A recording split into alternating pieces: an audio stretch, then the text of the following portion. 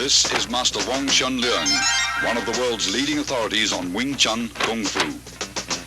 He is also recognized within the Hong Kong martial arts community as being the late Bruce Lee's foremost instructor under the guidance of Grandmaster Yip Man. The sequence of simple hand patterns being performed here, although appearing rather gentle and harmless at first glance, are the seeds of an ingenious system of combat containing some of the deadliest close-range fighting techniques ever devised. Wing Chun, based on the principles of both physics and human anatomy, has been proven as one of the most practical forms of self-defense to date.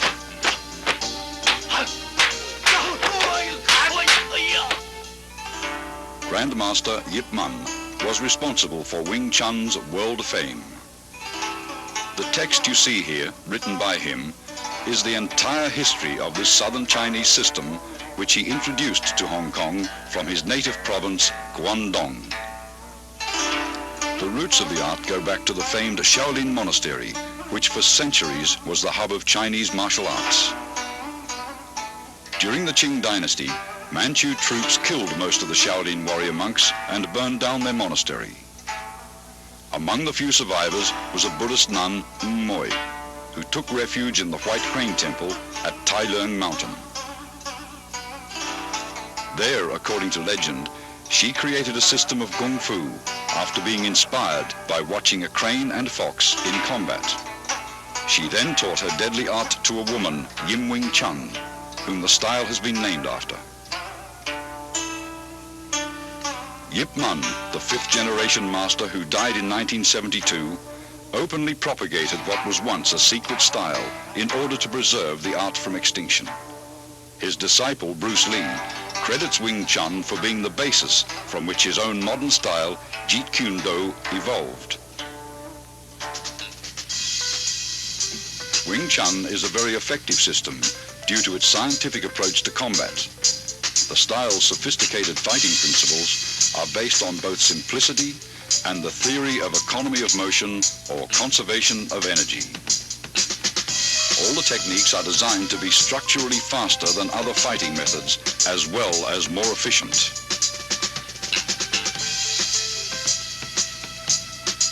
An imaginary line running down the middle of the body, called the center line, is the basis of Wing Chun fighting theory.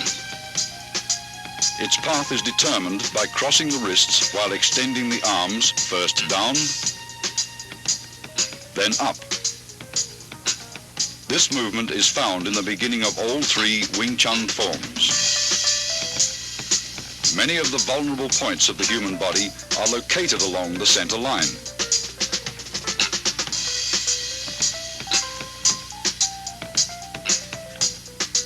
Thus, Wing Chun's offensive theory stresses attacking an opponent's center line. Attacking either to the left or right of his center line, your force will be dissipated if he rolls with the blow. Attack his center line and he must absorb the strike's full impact. All Wing Chun's offensive techniques, in particular the straight punch, which is the style's major weapon, begins from the center line.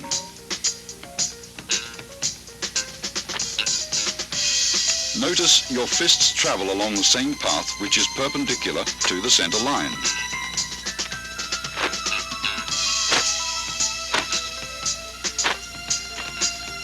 Wing Chun punching is always direct, since the shortest distance between 2 points is a straight line.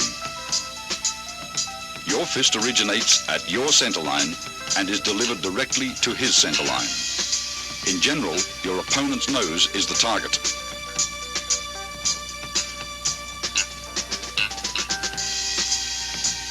Defensively, Wing Chun stresses the instinctive protection of one's center line to a tight on-guard arm position where the elbow of your lead arm is always a fist distance from the center line.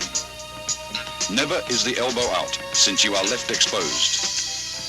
Though your arm moves to block, your elbow remains a fixed axis.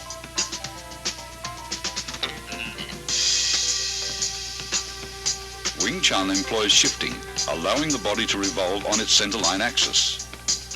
Defensively, shifting helps you roll with punches that may get by your blocks.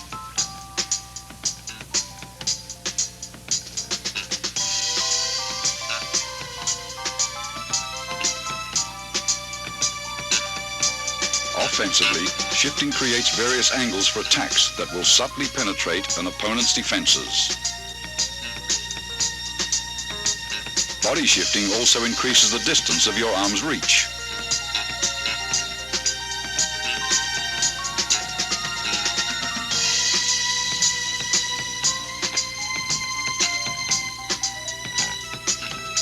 Shifting quickly magnifies punching power, since tremendous force is generated from sudden torque in the waist and hips.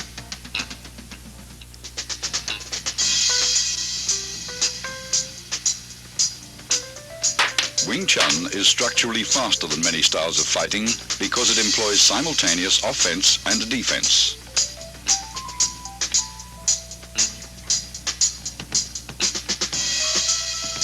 Block and attack should not be separated into two motions. Wing Chun's block and attack is executed in one motion. After striking out, the fist automatically blocks when retracted.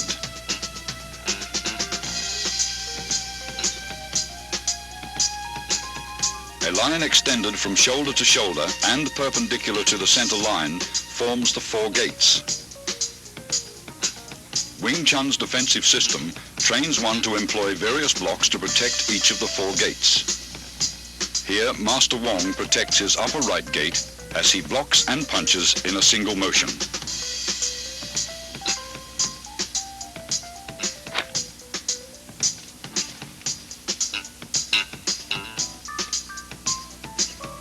Alternate simultaneous blocks and punches protect both your left and right upper gates.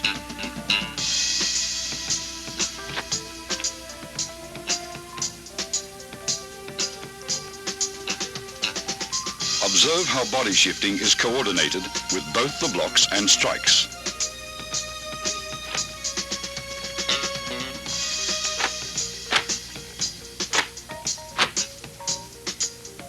Master Wong demonstrates defense of the upper gates against an opponent's multiple punches.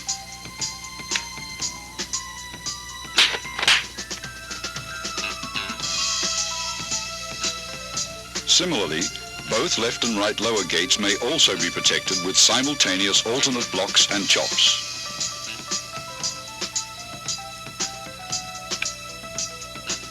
Observe how the arms move in unison.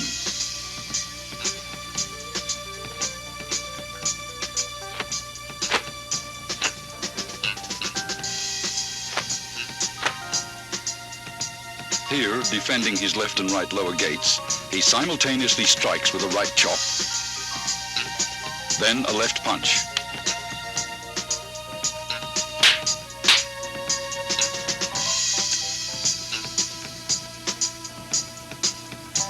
Whenever possible, grab, pin, or immobilize the opponent's arm to gain control and prevent him from attacking.